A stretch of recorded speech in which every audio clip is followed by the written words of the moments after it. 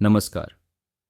स्वागत है आपका इंडिया इन 5 मिनट्स में, जहां हम भारत की अद्भुत कहानी को रोज सिर्फ 5 मिनट में आपके सामने लाते हैं। आज हम जानेंगे कि भारत की शुरुआत कैसे हुई। क्या आपने कभी सोचा है कि यह जमीन जिस पर हम खड़े हैं कभी एक अलग टुकड़ा हुआ करती थी? आज की कहानी भूगोल से शुरू होती है, उस समय से जब न इंसान थे न जानवर, सिर्फ धरती की गहराइयों में हो रही हलचल थी। चलिए समय में पीछे चलते हैं, करोड़ों साल पहले। लगभग 20 करोड़ साल पहले धरती पर केवल एक विशाल महाद्वीप था, जिसे हम कहते हैं पैंगिया।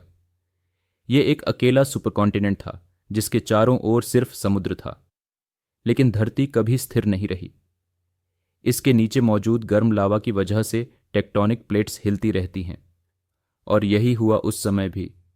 पैंजिया धीरे धीरे टूटने लगा और उसके 2 हिस्से बने, लॉरेशिया, उत्तरी भाग गोंडवाना, दक्षिणी भाग भारत, अफ्रीका, ऑस्ट्रेलिया, अंटार्कटिका सभी कभी गोंडवाना का हिस्सा थे। और फिर भारत की प्लेट, जिसे भारतीय प्लेट कहा जाता है, अलग होकर उत्तर दिशा की ओर बढ़ने लगी। यह प्लेट इतनी तेजी से आगे बढ़ी कि इसे टेक्टोनिक रेसिंग कार कहा जा सकता है। करोड़ों सालों तक यह प्लेट उत्तर की ओर सरकती रही और अंततः जाकर टकराई एशिया महाद्वीप से।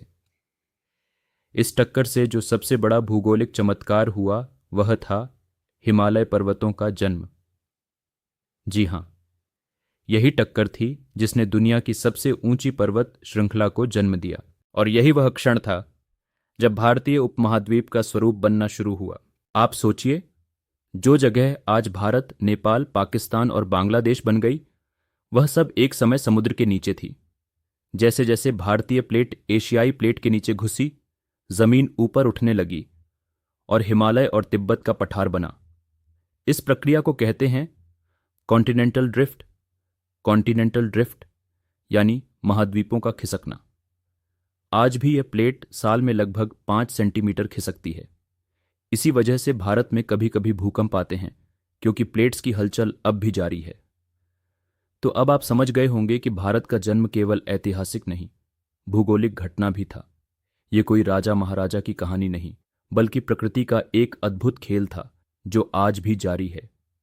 भारत सिर्फ एक देश नहीं, बल्कि करोड़ों सालों की प्राकृतिक यात्रा का नतीजा है। अगले एपिसोड में हम जानेंगे जब भारत में पहले इंसान आए थे। चैनल को जरूर सब्सक्राइब करें और इस ऐतिहासिक यात्रा में हमारे साथ बने रहें। धन्यवाद।